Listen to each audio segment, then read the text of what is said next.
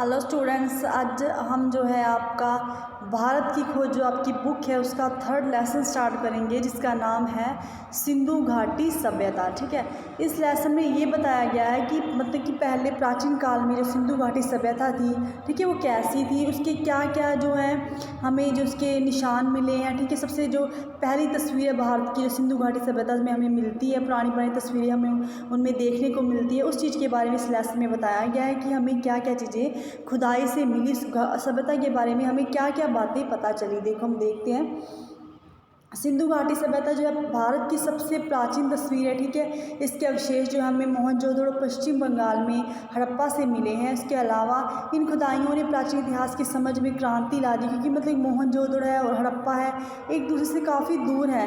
दोनों स्थानों पर खंडहरों की खोज जो मात्र एक संयोग थी। इसके अलावा जो है जैसे हम बात करेंगे, यह सभ्यता जो विशेष रूप से उत्तर भारत में दूर दूर तक फैली हुई थी।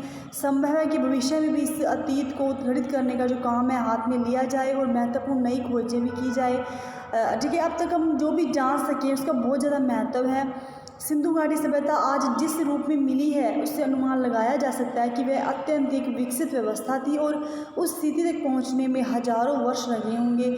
आश्चर्य की बात यह है कि यह सभ्यता जो है प्रधान रूप से धर्मनिरपेक्ष सभ्यता थी। इसके अलावा हम बात करें कि सिंधु घाटी सभ्यता जो है उसने फारस, मेसोपोटामिया और मिस्र की सभ्यताओं में संबंध स्थापित किया और व्यापार भी इन्होंने किया था। कुछ दृष्टियों से यह भी पता चला है कि जो ये सभ्यता थी उनकी तुलना में बेहतर थी। यह एक ऐसी नागर सभ्यता थी जिसमें व्यापारी वर्ग जो था धनाढ्य था और उसकी जो महत्वपूर्ण भूमिका बहुत ज़्यादा थी, और सड़कों पर दुकानों की कतारें थी और जो दुकानें जो थी वो बहुत ज़्यादा छोटी सी। ठीक है, उसके अलावा हम बात करें तो सिंधु घाटी सभ्यता और वर्तमान भारत के जो बीच में समय के ऐसे कई दौर गुजरे हैं जिसके बारे में हम बहुत कम जानते हैं। ठीक है, वैसे भी इस बीच जो है बहुत ज़्यादा परिवर्तन भी हुए हैं, लेकिन अगर बात करें जो आधुनिक भारत को 6-7 हज़ार पुराने उस बीते हुए युग से जोड़ दिए। ठीक है, सिंधु घाटी सभ्यता की शुरुआत जब हुई थी तब तो यह देखकर हमें अच्छा होता है कि मोहनजोदड़ो और हड़प्पा में कितना कुछ ऐसा है जो हमें चली आती परंपरा और रहन सहन की लोक प्रचलित रीति रिवाजों की दस्तकारी, यहाँ तक कि पोशाकों के फैशन की भी हमें याद दिलाता है। उसके अलावा हम इसमें बात करेंगे कि इसमें क्या क्या चीज़ सिंधु घाटी सभ्यता में कौन कौन से लोग होते थे। ठीक है, कौन कौन से ऐसी चीज़ें होती थी जो हमें नहीं पता, हम इस लेसन के थ्रू उस चीज़ों को जानेंगे। अगर बात करें, यह बात भी दिलचस्प है कि भारत अपनी कहानी का मतलब बोर बेला की नन्हे बच्चे की तरह नहीं बल्कि एक अनेक रूपों में विकसित सयाने रूप में दिखाई पड़ता है। ठीक है, वह जीवन के तौर तरीकों से अपरिचित नहीं है। उसने केवल सुंदर वस्तुओं का सृजन ही नहीं किया बल्कि जो है आधुनिक सभ्यता के उपयोगी और ठेठ चिन्हों को, नलियों का भी जो है, नालियों के तंत्र का निर्माण भी किया है। ठीक है, फर्स्ट है इसमें आर्यों का आना। ठीक है, सिंधु घाटी सभ्यता के दौरान आर्यों ने प्रवेश लाना प्रारंभ किया था। जैसे हम इसमें देखेंगे कि सिंधु घाटी सभ्यता के बारे में कुछ लोगों का कहना है कि ठीक है उसका अंत जो है एक ऐसी दुर्घटना से हो गया था जिसकी कोई व्याख्या ही नहीं मिलती। मतलब जब सिंधु घाटी सभ्यता ख़त्म हुई थी ना, तो कुछ ऐसा हुआ था जिसके बारे में कोई कुछ नहीं जानता कि वो ख़त्म कैसे हुई। सिंधु नदी जो है अपनी भयंकर बाढ़ों के लिए प्रसिद्ध है, जो नगरों और गाँवों को बहाकर ले जाती है, और यह भी संभव है कि मौसम के परिवर्तन से जो धीरे धीरे ज़मीन सूखती गई हो और खेतों पर रेगिस्तान छा गया हो। मोहनजोदड़ो के खंडहर अपने आप में इस बात का जो है प्रमाण है।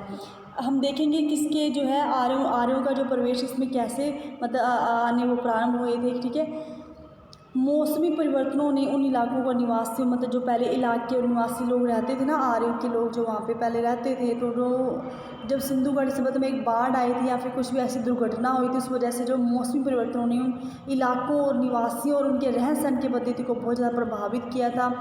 सिंधु घाटी सभ्यता और बाद के जो कालखंडों के बीच का जो संबंध है वो इस सिलसिले के टूटे या से अंतराल के प्रमाण भी मिलते हैं। ठीक है, यह टूटना इस बात का प्रतीक है कि बाद में आने वाली सभ्यता भिन्न प्रकार की थी। ठीक है, ऐसा माना जाता है कि आर्यों का प्रवेश सिंधु घाटी युग के लगभग 1000 वर्ष बाद हुआ। मतलब ऐसा लोग मानते हैं कि आर्यों का प्रवेश कब हुआ, सिंधु घाटी सभ्यता के लगभग 1000 वर्ष बाद। यह भी संभव है कि इनमें इतना बड़ा समय का अंतर न रहा हो।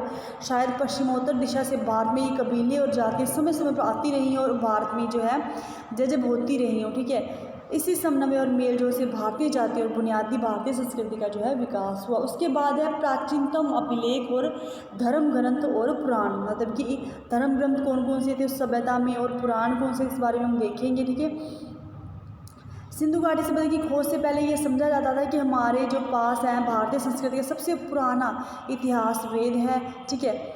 उसके अलावा जो है यह मतलब कि भारत की समृद्ध भूमि पर प्रवेश करने के लिए आर्य जो अपने साथ उसी कुल के विचारों को साथ लेकर आए थे, जिससे कि ईरान की जो रचना हुई थी, ठीक है। भारत की धरती पर उन्होंने उन्हीं विचारों का जो पलवन किया था। यह भी कहा गया है कि वेद भारत के अपने महाकाव्य की संस्कृति की अपेक्षा अवेस्ता के भी अधिक निकट है। अब हम बात करेंगे वेदों की, ठीक है। पहला वेद यानी ऋग्वेद शायद मानव जाति की पहली पुस्तक है, ठीक है। पहला वेद हमारा कौन सा है? ऋग्वेद, ठीक है।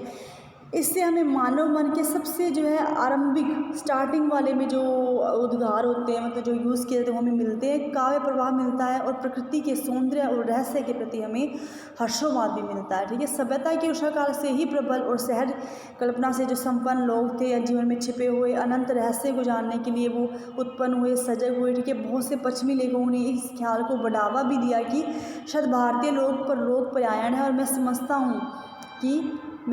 हूँ कि हर देश के निर्धन और अभागे लोग इस हद तक परलोक में विश्वास करने लगते हैं जब तक कि वे क्रांतिकारी नहीं हो जाते, और यही बात गुलाम देश के लोगों पर लागू होती है। इसके बाद अगर हम बात करेंगे, ठीक है, भारतीय संस्कृति, पहले भारतीय संस्कृति जो कैसी थी, उसकी निरंतरता कैसी थी, इस चीज़ के बारे में हम कल रीड करेंगे। बाकी का जो आज आपको 3 टॉपिक करवाए हैं, उस टॉपिकों को आप खुद भी रीड करोगे। बाकी इस लेसन जितना लंबा है, आपको अगली वीडियो में इसके बारे में जो 2 पॉइंट बचे हैं उन पॉइंटों को समझाया जाएगा। आप खुद भी इस लेसन को अपनी नोटबुक से रीड करोगे और इसको समझने की कोशिश करोगे।